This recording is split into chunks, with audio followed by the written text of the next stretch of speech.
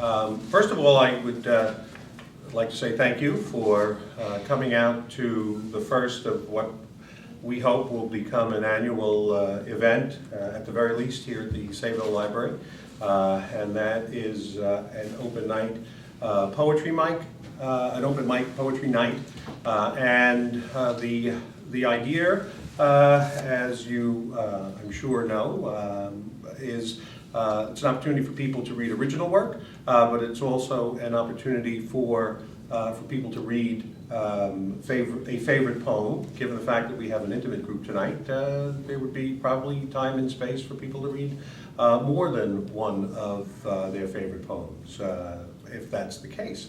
In any case, my name is Ed Schmieder. I'm the chairman of the English department at Sayville Schools, which means I'm responsible for the high school and most of the middle schools, 7th and 8th grade. I'm also a reader of poetry, not just in my classroom, but in my life, and have been for a real long time. And so poetry has always been with me, and I like to be a booster for poetry at every opportunity I get. So the reason we selected an evening in April for this particular event is twofold. One is April is National Poetry Month. You may or may not know that. On the front of this podium is a poster. It's each year to celebrate National Poetry Month. A different artist, in this case a photographer, creates a poster to be the emblem for National Poetry Month. So we have this year's poster right in front of your eyes. What's National Poetry Month? National Poetry Month is a month-long national celebration of poetry established by the Academy of American Poets. The Academy of American Poets is an organization which is supported by donations. It is located in New York City, and it is in the business of promoting readership for poetry, promoting the writing of poetry, promoting the attendance at poetry readings, really essentially promoting everything poetry. And even though the organization is called the Academy of American Poets, the poets that they are interested in are poets really from across the globe. Obviously, as an American organization, they do have a special interest in things American. In any case, so the concept is to widen the attention of individuals and the media to the art of poetry, to living poets, to our complex poetic heritage, and to poetry books and journals of wide range and concern. The Academy of American Poets hopes to increase the visibility and the availability of poetry in popular culture while acknowledging and celebrating poetry's ability to sustain itself in the many places where it is practiced and appreciated.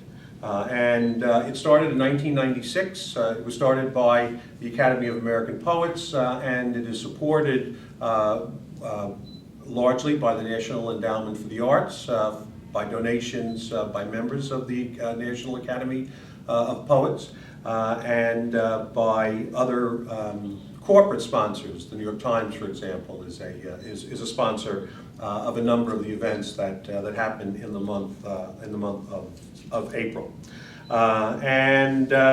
There's more to be said about the history and about why April, etc. One would think it's kind of odd, given the fact that there is a very famous line by an American poet named T.S. Eliot, who said that April is the cruelest month. Well, it's not the cruelest month for poetry. It's the coolest month for poetry, I would say.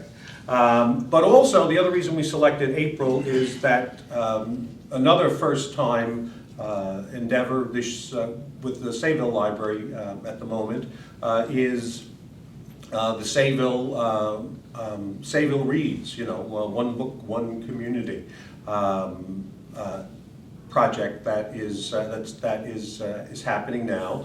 The library and we had at the high school had a hand in this as well. This year selected a number of books that could be read by students K through 12. There are 4 different titles there, and then 1 title for adults in the community.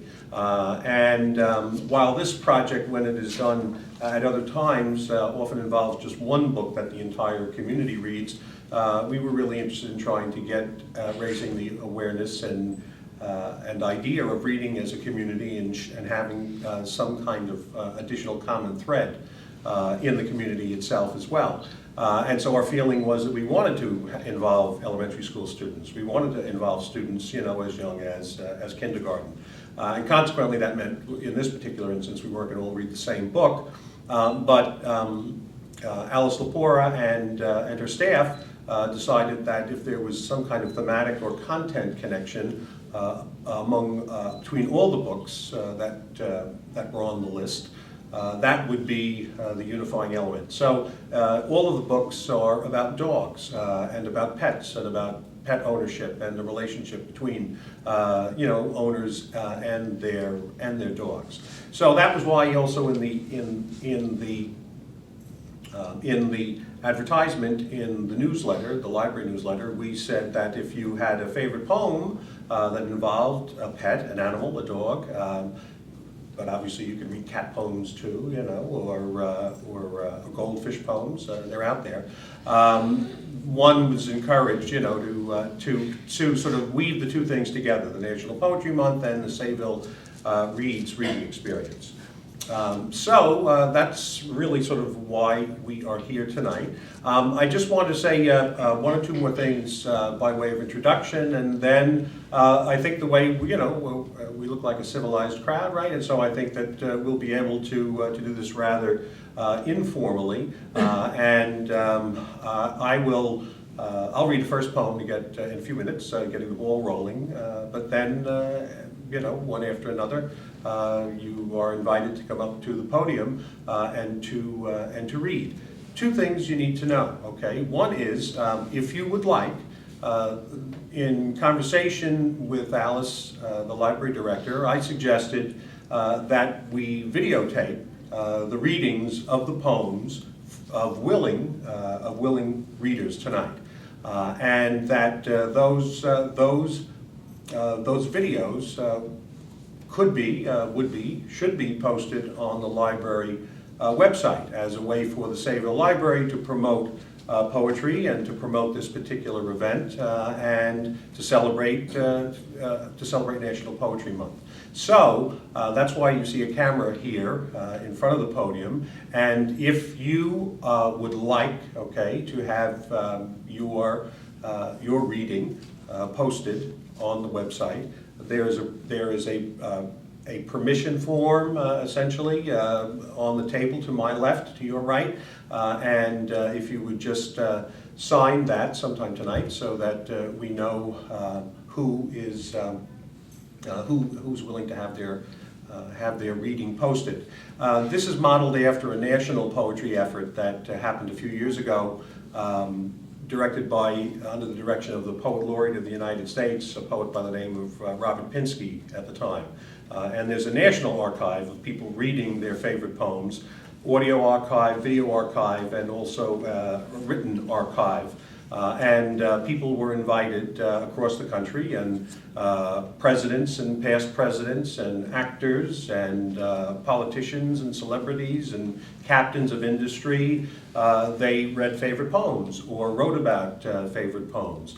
Or videotape reading their favorite poems. And American citizens from across the country did it as well. So it's a really, it's a great idea, it's a great archive at the Library of Congress, and so we're trying to sort of imitate that here. So the first thing is you can be videotaped.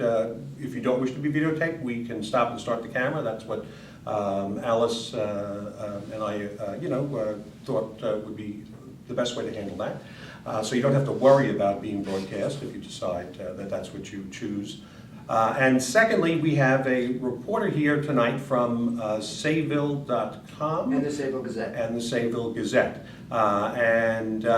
If at some point later on in the evening you feel like you want to make a comment about the evening or about poetry. He may have some questions that he might want to ask you if you are interested and willing. You'll have an opportunity to do that, and he'll be taking some photos tonight as well. And I'm sorry, your name is? Carrie Mayer. Okay, Carrie Mayer. Carrie Mayer actually told me tonight that he has a poetry discussion group that meets here in the library The first Thursday of every month. First Thursday of every month, and in fact, the first Thursday is tomorrow night. Tomorrow. So there'll be more poetry here, okay? If you can't get enough tonight, you can come back. Now, I just want to mention one other thing, and then I promise I will stop and I will read the poem. But every year the Academy of American Poets tries to offer people the opportunity to somehow nationally participate in National Poetry Month. And I'll give you the website address. It's super easy to remember. But this year, what they are doing is something that they call lifelines. And so after we finish here tonight, you might go home and log on and take a look at the Academy of American Poets and look at some of the samples that are there for lifelines. And you might decide that you want to be a participant, and you may email them, or you can send audio, and I'll explain what that is. This year, the Academy of American Poets thought an interesting archive that they could build would be this archive called Lifelines. And what do they say about that? They say, we each carry lines of poetry with us, words that others have written float back to us and stay with us indelibly. We clutch these lifelines like totems, repeat them as mantras, and summon them for comfort and for laughter. The Academy of American Poets asks you to share the lines of poetry that are the most vital to you, along with notes about the precise situation, perhaps, that summoned them to mind. So to give you an example of what I'm talking about, I'll read you just one of them, and you can see plenty of them online. Here is something that was submitted by somebody named Shelley Blake from Elk Ridge, Maryland. And the line that they quote is a line from a poem by Allen Ginsberg. It's from a poem called Ego Confession, and it's just one line. And the line goes, I want to be known as the most brilliant man in America. And Shelley Blake writes, sometimes when I feel most down, when I feel most detached and obscure and like I'm doing no good for anybody, I think about this line of poetry and it makes me laugh and it gives me guidance. It's a line that on the first glance appears to boast the highest form of pomposity. But on closer inspection, the line betrays something different. Okay? Rather, it means to be selfless. After all, what does it mean to be brilliant? To be smart? Nah. To be superior? No. To be brilliant is to glow, to shed light from within. So in my day-to-day, I can at least aspire to be remembered as someone who, even if not the most brilliant, at least gave some of what was inside and who brought a little more light into the world. So that's the kind of things. The other thing that you'll see, if that strikes you as a little intimidating, in terms of what the reader and responder wrote, you'll find that there are shorter responses, and there are responses as short as, I find myself returning to this line in my head. It's like a hit of pure oxygen, and it can be that simple.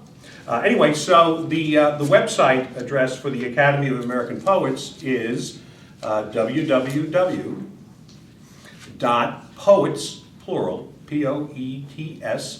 Poets.org, O-R-G, www.poets.org.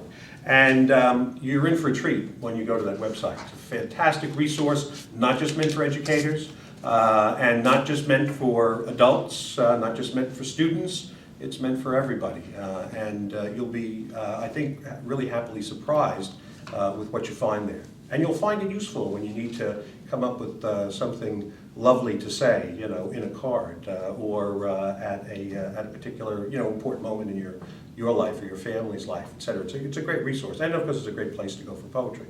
All right, now I'm done. I'm going to read my poem. I have lots of favorite poems, but I'm going to stick to the dog theme here tonight. And I may read another poem about place later on, but I know you want to come up here and share.